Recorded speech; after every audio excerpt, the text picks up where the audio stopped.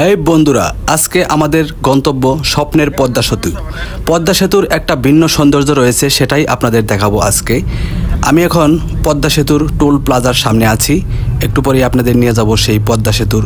প্রথমেই আমাদের গাড়ির জন্য 1300 টাকা টোল দিয়ে আমরা পদ্মা সেতুতে প্রবেশ করলাম। এই যে দৃশ্যমান সেই স্বপ্নের পদ্মা সেতু, সত্যি পদ্মা সেতুর নিচের দৃশ্যটা অনেক সুন্দর।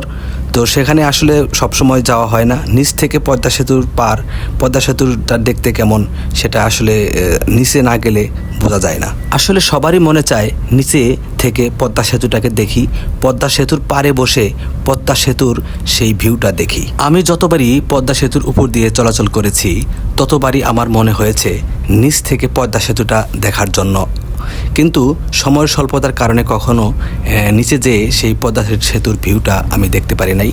সত্যি আসলে নিচ থেকে পদ্মা সেতুটা না দেখলে এটা আসলে মিস করা হয়। আমি আজকেই সেটা দেখব। রাস্তাঘাট না চেনার কারণে আসলে আমার নিচে যাওয়া হয়নি, তবে আজকে ইনশাল্লাহ অবশ্যই আপনাদের নিচ থেকে সেই পদ্মা সেতুর ভিউটা দেখাবো। স্বপ্নের পদ্মা সেতু, সত্যি এটা আসলে সেতু নয়, এটা দক্ষিণ পশ্চিমাঞ্চলের মানুষগুলোর একটা স্বপ্ন। দক্ষিণ পশ্চিমাঞ্চলের মানুষের শত বছরের ভোগান্ত লাঘব করে পদ্মার বুক ছিঁড়ে গড়ে উঠেছে এই স্বপ্নের পদ্মা সেতু। এটি বাংলাদেশের সবচেয়ে দৃষ্টিনন্দন এবং সবচেয়ে বড় একটা সেতু। এত সুন্দর ভিউ এটা একমাত্র পদ্মাতেই সম্ভব। হাতে সময় থাকলে এই ঈদের ছুটিতে আপনারাও আসতে পারেন এই স্বপ্নের পদ্মা সেতু দেখতে। দেখতে দেখতে আমরা পদ্মা সেতু প্রায় শেষের দিকে চলে এসেছি। এই যে এটা হচ্ছে আপনার পদ্মা সেতুর সেই ভাঙ্গা এলাকার এদিকে।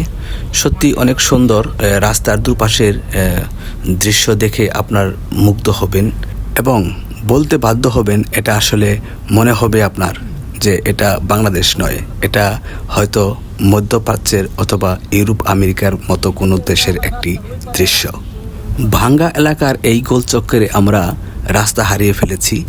আমরা ভুল রুটে চলে গেছি এবং ঘুরতে ঘুরতে একসময় আমরা সেই রাস্তা খুঁজে পেলাম। সত্যি এখানে যদি জানা না থাকে আপনার, এখানে আপনারাও ভুল করতে পারেন। তাই রাস্তার বিভিন্ন জায়গায় সিগন্যাল এবং সাইনবোর্ড দেওয়া আছে, সেটা দেখে চলাফেরা করবেন। রাস্তার দুপাশের সৌন্দর্য দেখে আপনার কখনোই মনে হবে না রাস্তার এবং জার্নির কোনো একটা ক্লান্তি আপনার মনের আসবে না। রাস্তার দুপারেই দেখবেন গাছে গাছে ফুল ফুটে আছে এবং খুব সুন্দর, একদম মনোমুগ্ধকর একটা পরিবেশ। একদম চকচকা রাস্তা, দুপাশের ফুল, জার্নিটাকে আপনাকে আরও প্রাণবন্ত করবে।